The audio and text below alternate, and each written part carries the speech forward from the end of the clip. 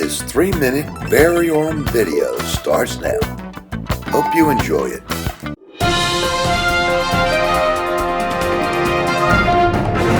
As the percentage of average voters supporting a proposal goes from 0 to 100%, it doesn't change the probability that that proposal will be enacted. An extensive and exhaustive Princeton study demonstrated the complete and total lack of regard for the typical citizen in favor of the rich and special interest. Hundreds of people flocked to the Capitol in Washington, D.C., attracted only by power. That power has accumulated here over the past 50 years at the seat of government of the most powerful nation on earth. This, unfortunately, is one of the adverse consequences of a representative democracy, and it is imperative that we find a way to diffuse this excessive power possessed by the Congress before we have some form of meltdown. Indirect democracies are accused of creating a disconnect between the citizens and the policies that they must abide by. This disconnect is extrapolated by the need to belong to a political party. Delegated democracy is a new and innovative way for people to vote on policies and legislation. Any citizen at any time should have the chance to make their voice heard in the policymaking process, even if they do not want to become full-time politicians.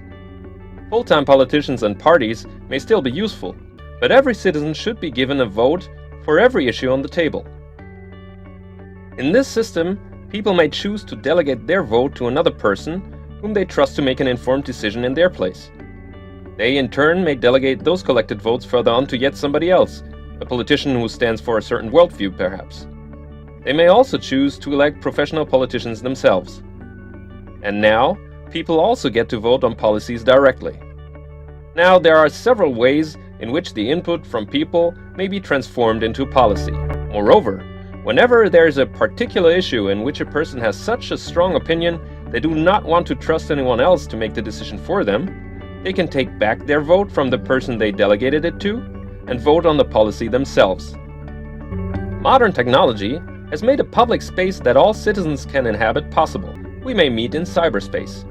We can discuss events online to determine issues that warrant policymaking. Collaboration tools can facilitate ways in which many people can have an input on policies. And computers and modern cryptography can tally votes and the delegation of votes so we can decide on those policies. This way, all citizens could partake in policymaking once again. So how do we beat back these lobbyists and reduce the power of our representatives? The answer may well be this delegated democracy, where we the people have a much greater participation in the decision making. And given the obvious unrest in this country, the sooner the better.